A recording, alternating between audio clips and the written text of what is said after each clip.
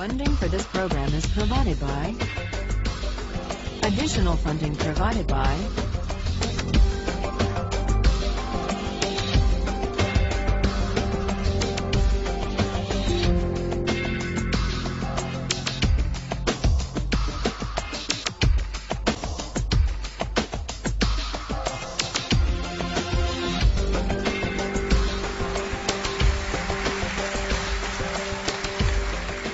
This is a course about justice, and we begin with a story.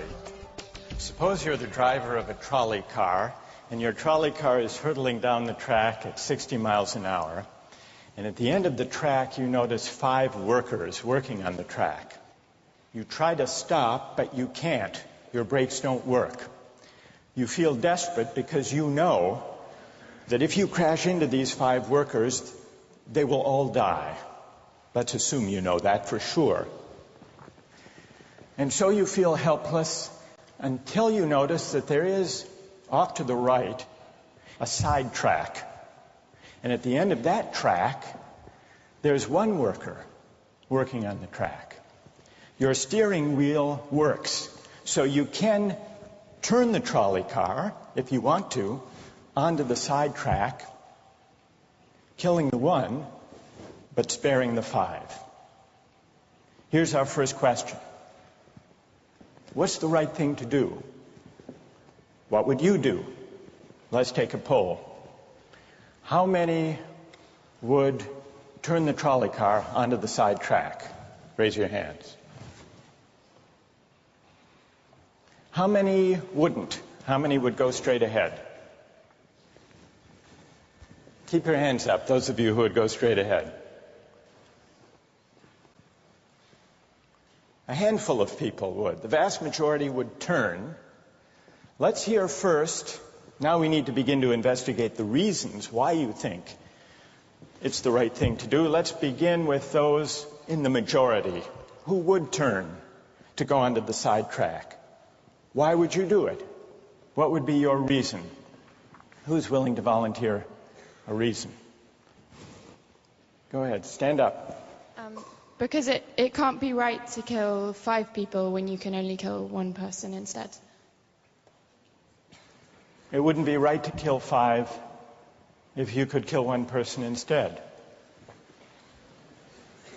That's a good reason. That's a good reason. Who else? Does everybody agree with that reason? Go ahead. Well, I was thinking it was the same reason on 9/11. We regard the people who flew the plane into the Pennsylvania field as heroes because they chose to kill the people in the plane and not kill more people in big buildings. So the principle there was the same on 9/11. It's a tragic circumstance, but better to kill 1 and so that 5 can live.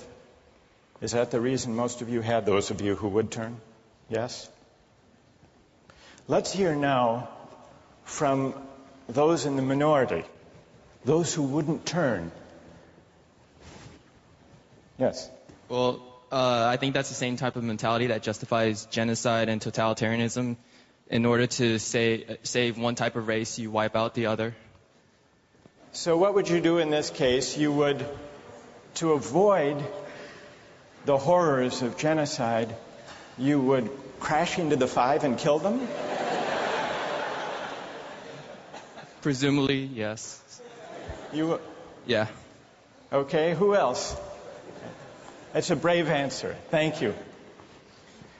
Let's consider another trolley car case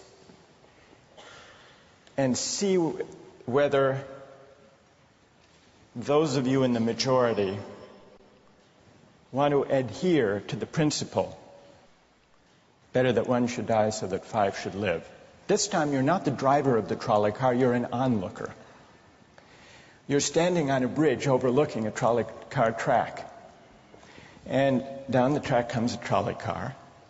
At the end of the track are 5 workers. The brakes don't work. The trolley car is about to careen into the 5 and kill them. And now, you're not the driver. You really feel helpless until you notice standing next to you, leaning over the bridge, is a very fat man.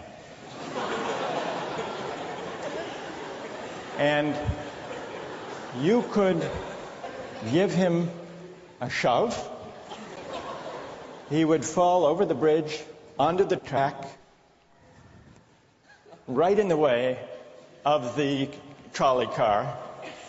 He would die, but he would spare the 5. Now, how many would push the fat man over the bridge? Raise your hand. How many wouldn't?